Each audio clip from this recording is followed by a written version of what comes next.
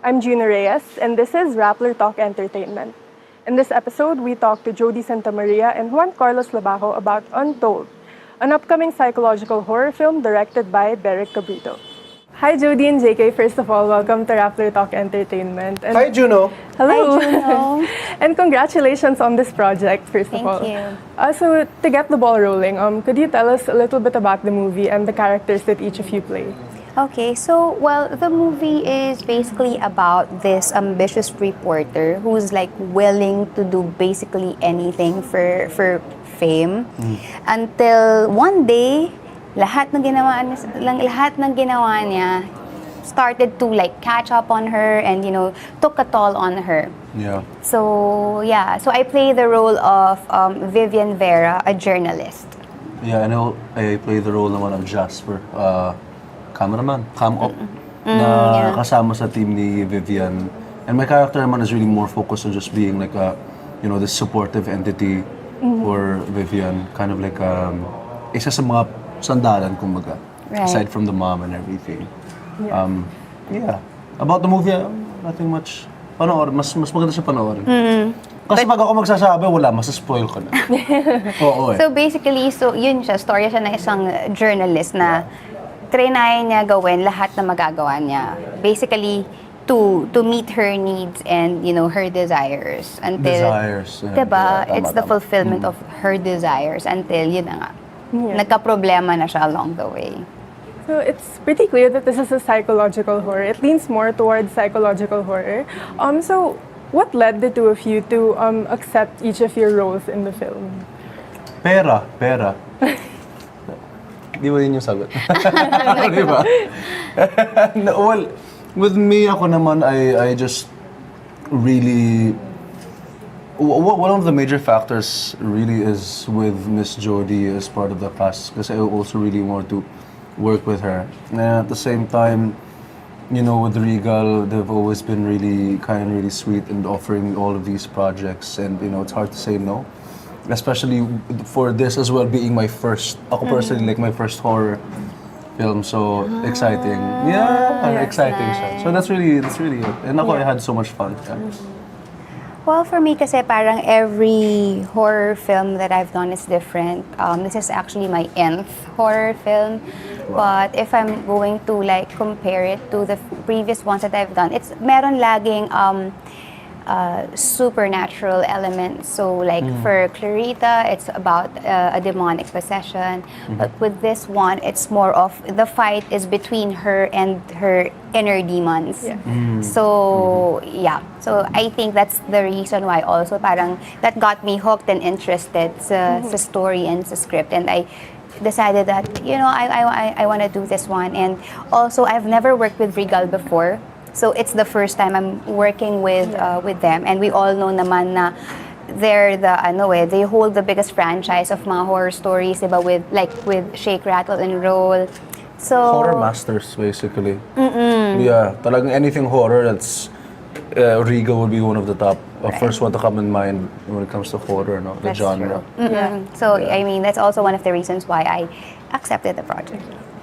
And this film is directed by Derek Cabrito, and he's done quite a few horror films. So I think you guys are in very good hands.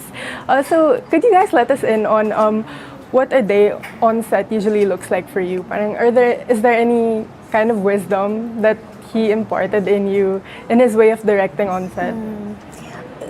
Derek kasi is one person who's he is number one, very collaborative. Yun, collaborative is the word. As a director, and he's Yeah. also very trusting. Alam mo yung parang he gives us parang creative freedom on how we want to, let's say, approach the character or interpret a scene. Yeah. Pero hindi nawawala dun yung guidance niya. Yes. Parang he would say sometimes na, okay, gawin mo kung paano mo siya gagawin. And then, he'd also say na parang, pwede ba natin gawin to ng ganito? Tapos, and most of the time, yung mga naiisip din niya na parang versions, nag-work din. So, it's just really fun to be working with him, knowing na ano niya to genre niya talaga ang horror. He's done Clarita, he's done Malyari, and now he's doing Untold. So, kumbaga, parang he knows this genre like, you know, the back of his hand. Ganyan. Yeah. Okay. Now I wanted to ask about each of your specific characters. So JK, this is your first horror film. Yeah. After doing mostly drama, comedy, and stuff like that. What is it like for you to kind of What is it like for you to transform to really portray your role well? Parang were there any challenges that you encountered at first? Well, with the character naman kasi that I portrayed for this film, the film is horror, yes, but my character is not specifically kind of like a horror character per se. Not as in depth as Vivian's, for example, right? So again, it's really kind of more on the reality. Like Jasper is really in the real world kind of situation. Yeah. Jasper is just there. Diba? Kumbaga, yun na yun. And actually, shinare nga ni Derek yesterday. Derek, sorry. Nag-share nga siya kahapon kasi nasa kami kahapon sa gitna ng food court. Tapos nag-share siya ng mga kasi marami din mga nagtatanong sa audience. And then he shared na parang creating the character of Jasper, parang I was kind of already in mind, kumbaga. So kumbaga the character of Jasper is not really far from kind of me in real life.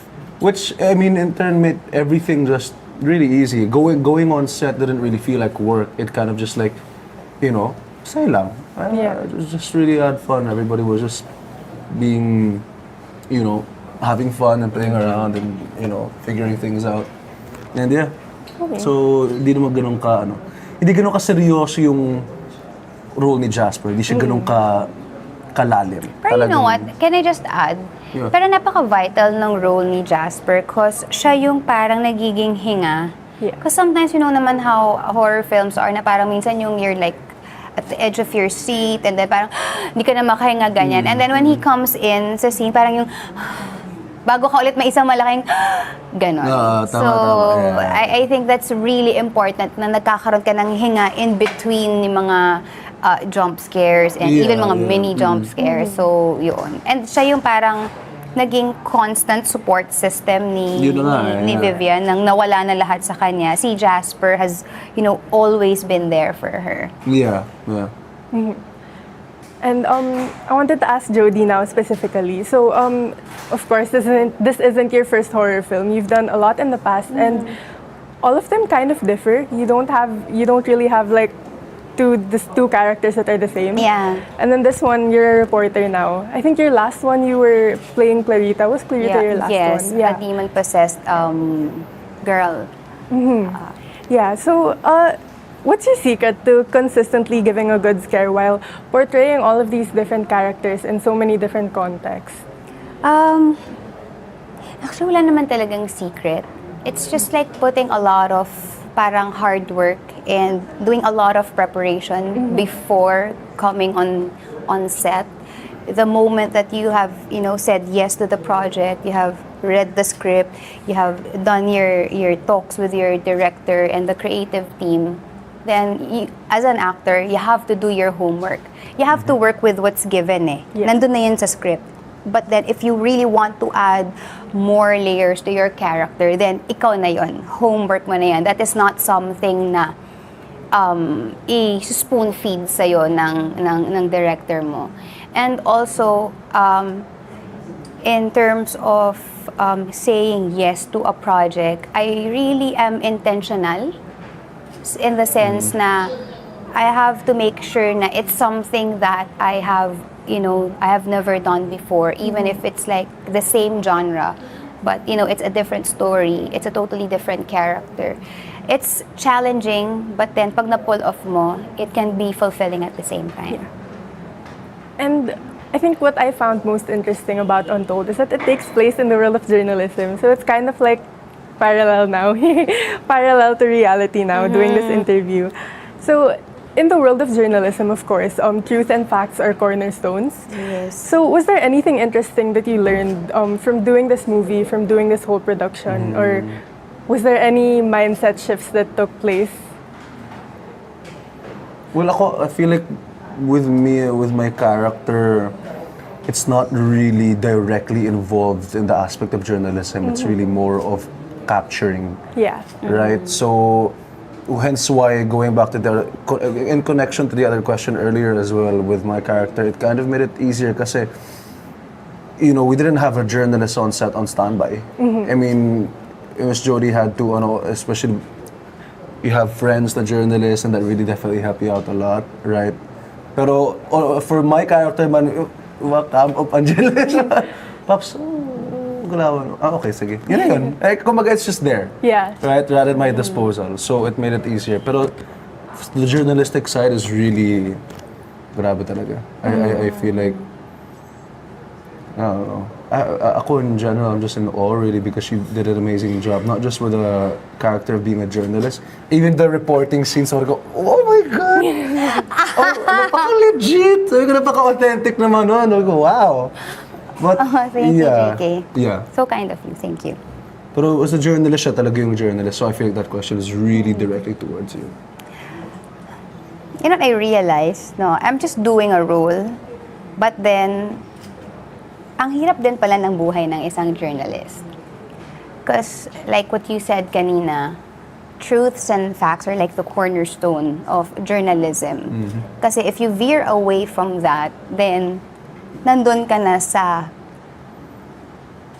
sabihin natin paglalahad ng isang news na hindi makatotohanan. Nandun din yung factor na a journalist is still a human being, a person. Meron siyang prinsipyo, meron siyang mga values na ina-uphold, meron siyang belief system. But then when you do your reporting, I guess it's difficult how to be so neutral about, let's say, a certain issue.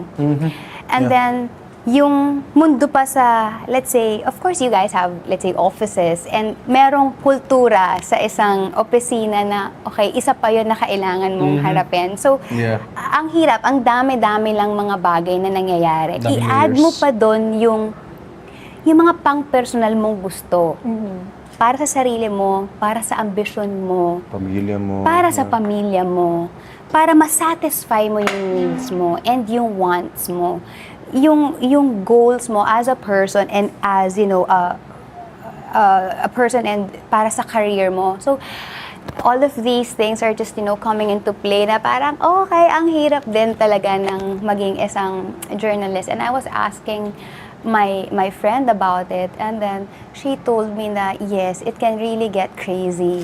Kung hindi lang din talaga buo yung loob mo, madali kang matatangay sa agos. So it's really important yung core. I think that's one thing na kailangang protektahan mo and protect it at all costs. Yun.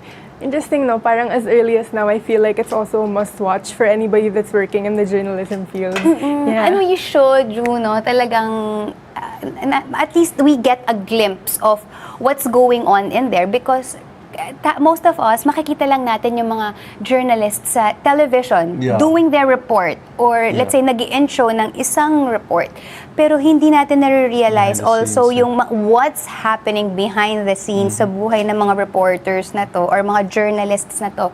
At hindi lang yon, yung mga danger na kailangan nilang suungin, diba? Especially if you're covering, let's say, a figure that's, you know, notorious, a situation na, let's say, a hostage-taking drama na pwedeng ikaw mismo. Yung iba war, di ba? May Oo, yung mga nasa field. So, magkakaroon ka rin talaga ng mataas na respeto sa mga tao na ginagawa ng tama yung mga trabaho nila. Yes, for sure. Kind of humanizes journalists a little bit more, no? Yeah.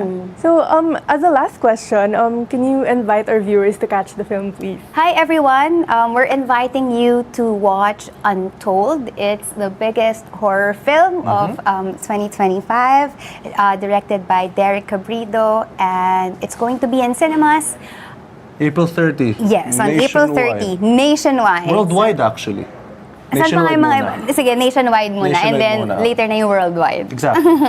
Yeah, hope you guys enjoy and let us know what you think about the film because we're definitely proud of it. And thank you for having us here in this film and Regal Films as well for having this project and having us be a part of this project. I feel like you're really going to enjoy this, so go ahead and watch April 30th, Untold. And that was our interview with Untold stars Jodi Sta and Juan Karlos Labajo. Again, I'm Juno Reyes. Thanks for watching.